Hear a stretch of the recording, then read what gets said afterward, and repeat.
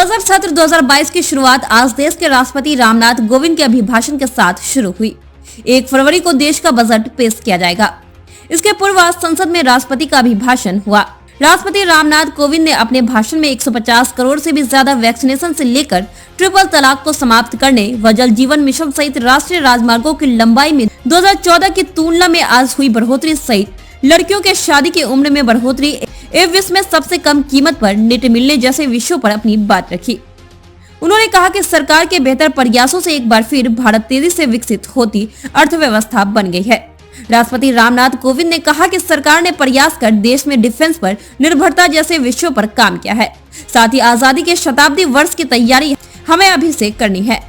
हम ऐसा करें कि अपने आजादी के शताब्दी वर्ष में दुनिया को यह बता सके कि 100 सालों में हमने क्या हासिल किया है। सरकार गरीब की गरिमा बढ़ाने का काम कर रही है। राष्ट्रपति ने अपने अभिभाषण में कहा कि 2 करोड़ से अधिक पक्के घर गरीबों को मिले हैं। आवास योजना के तहत 1 करोड़ से ज्यादा घर स्वीकृत किए गए। पेयजल की व्यवस्था हुई जिसमें महिलाओं को राहत मिली।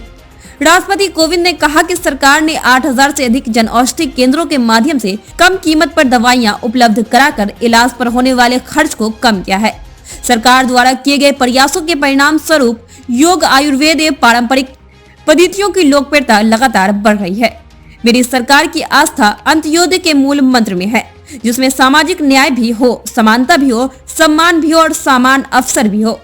प्रधानमंत्री गरीब कल्याण अन्न योजना के अंतर्गत मेरी सरकार सभी गरीबों को हर महीने मुफ्त राशन दे रही है।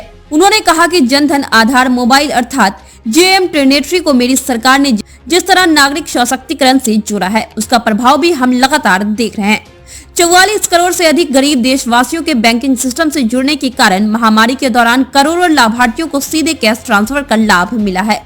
डिजिटल इंडिया और डिजिटल इकोनॉमी के बढ़ते प्रसार के संदर्भ में देश के UPI प्लेटफॉर्म की सफलता के लिए भी मैं सरकार के विजन की प्रशंसा करूंगा।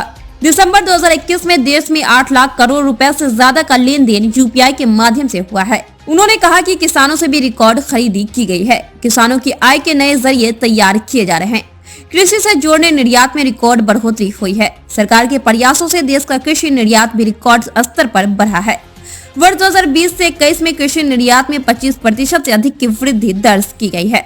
यह निर्यात लगभग 3 लाख करोड़ रुपए पहुंच गया है। इसके अलावा भी कई प्रमुख बात उनके अभिभाषण में सम्मिलित रहा। इसके पूर्व उन्होंने अपने अभिभाषण की शुरुआत आजादी के 75वें वर्ष में देश की स्वाधीनता के लिए संघर्ष कर जीवन अर्पण करने वाले स्वतंत्रता सेनानियों महापुरुषों को नमन कर किया।